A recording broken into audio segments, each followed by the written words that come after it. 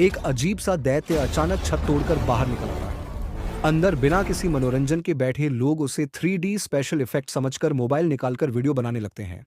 तभी एक आदमी को वह दैत्य पकड़ लेता है। तब जाकर लोगों को समझ आता है कि यह मजाक नहीं है। सब लोग डर के मारे गिरते पड़ते जान बचाकर भागने लगते हैं। दोस्तों, आज हम 2025 में रिलीज हुई एक नई मॉन्स्टर फिल्म की बात कर रहे हैं, माउंटेन ट्रोल 2। यह फिल्म गॉथिक स्टाइल के दैत्य डिजाइन और नॉर्स उत्तरी यूरोप पौराणिक कथाओं का शानदार मिश्रण है। फिल्म में नॉर्वे के विशाल पहाड़ों और प्राकृतिक नज़ारों को दिखाया गया है, जो दर्शकों को एक जबरदस्त और चौंकाने वाला अनुभव देता है। कहानी की शुरुआत उत्तरी यूरोप से होती है, जहां एक पत्थरों से ढका हुआ दैत्य प्रजाति रहती थी। बहुत लंबे समय तक वे इंसानों के साथ सह अस्तित्व में रहते थे, एक दूसरे का सम्मान करते हुए। लेकिन समय के साथ नॉर्वे में एक युवा राजा पैदा हुआ, जिसका नाम ओलाफ था। वह ईसाई धर्म को मानता था। धार्मिक मतभेदों के कारण इंसानों और दैत्यों के बीच दुश्मनी शुरू हो गई।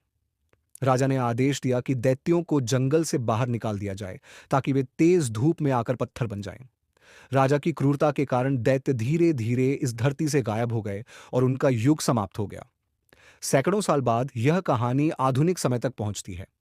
ओला बचपन से ही दैत्यों की कहानियां सुनते हुए बड़ा हुआ, इसलिए उसे दैत्यों के प्रति गहरी जिज्ञासा थी। बड़ा होकर वह एक प्रसिद्ध पुराजीव विज्ञानी पेलियोंटोलॉजिस्ट बन जाता है। Griffin.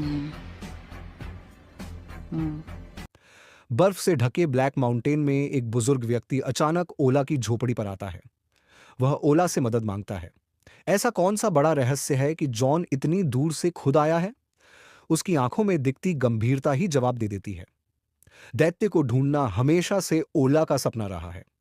जॉन के साथ ओला बेस पर पहुंचता है और वहां उसे सच में एक दैत्य दिखाई देता है।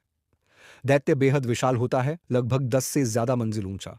उसे एक बड़े टावर और मोटी जंजीरों से बांध कर रखा गया होता है। बेस का प्रभारी मारी बताता है कि दैत्य अभी जीवित है, लेकिन गहरी नींद हाइबरनेशन में है। यह दैत्य 100 साल पहले थोड़े समय के लिए दिखा था, फिर गायब हो गया। पिछले 2 सालों में वैज्ञानिकों ने उसे फिर से खोजा।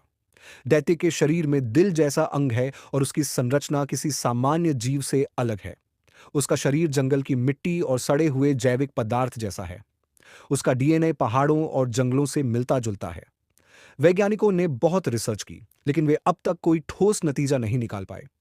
इसी वजह से जॉन ओला को वहां लाया था। चर्चा के दौरान मारी और ओला के बीच मतभेद हो जाते हैं। मारी का रवैया सख्त होता है, इसलिए ओला बहस नहीं करता और किसी बहाने से वहां से चला जाता है। अकेले में वह चुपके से दैत्य के पास पहुंचता है। जैसे ही वह दैत्य को छूता है, दैत्य में हलचल होती है और वह धीरे धीरे आंखें खोल देता है।